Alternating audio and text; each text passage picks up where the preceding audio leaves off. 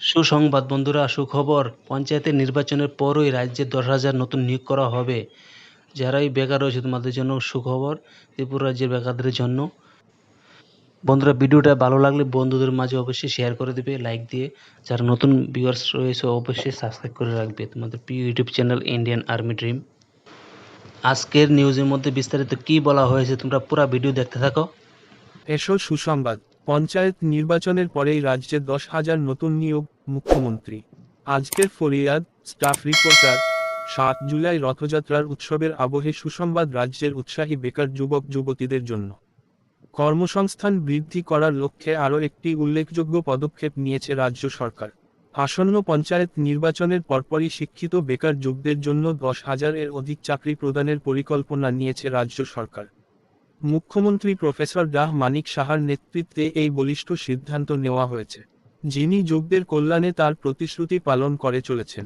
উল্লেখ্য, দায়িত্ব গ্রহণের পর থেকেই মুখ্যমন্ত্রী ডাহ সাহা রাজ্যের আপামর জনসাধারণের কল্যাণে একাধিক শুভ উদ্যোগ গ্রহণ করেছেন এবং কর্মসংস্থান বৃদ্ধি করার লক্ষ্যে একাধিক প্রশাসনিক বৈঠক করেছেন। ধারাবাহিকভাবে রাজ্যের উন্নয়ন এবং কমিটির গাগা, সয়াবিন ও আর এর তেলের দায়িত্বে সিস্টার সম্প্রতি রাজ্যে চাকরিতে নিয়োগ সম্পর্কিত বিষয়ে একটি তথ্যভিত্তিক পরিসংখ্যান দিয়েছেন মুখ্যমন্ত্রী প্রফেসর ডাহ মানিক সাহা, যেখানে 2018 থেকে 2024 পর্যন্ত গ্রুপ এ থেকে শুরু করে গ্রুপ ডি পর্যন্ত 4 ক্যাটাগরি মিলিয়ে সর্বমোট 13,661 জনকে চাকরি প্রদান করা হয়েছে। এই তথ্য থেকে জানা যায়, গ্রুপ এ তে 2018-19 এ 99 জন, 2019-20 তে 4 জন, 2,02,021 এ 40 জন, 2021-22 এ 223 জন, 2022-23 এ 147 জন। মুখ্যমন্ত্রীর ভাবমূর্তির মতোই স্বচ্ছ হবে এই নিয়োগ প্রক্রিয়া। এই আশায় বুক বাঁধতে শুরু করেছে রাজ্যের বেকাররা। 2023-24 এ 28 জনের চাকরি হয়েছে।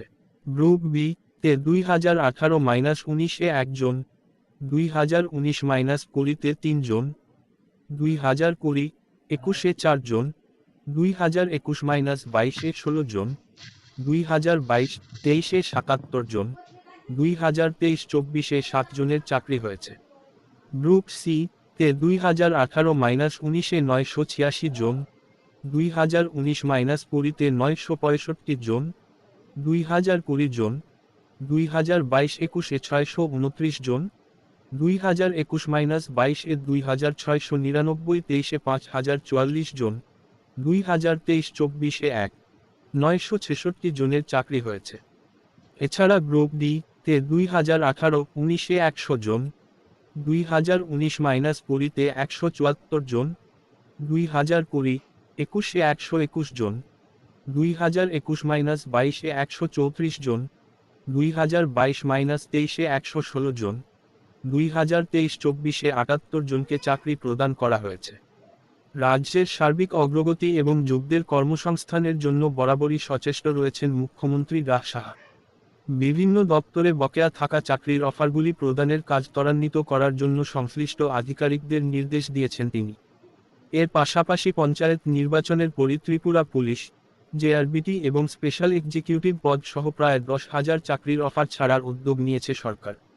10,323 এর দুঃস্বপ্ন ভুলে রাজ্যের মুখ্যমন্ত্রীর ভাবমূর্তির মতোই স্বচ্ছ হবে এই নিয়োগ প্রক্রিয়া, এই আশা বুক বেঁধে শুরু করেছে রাজ্যের বেকাররা।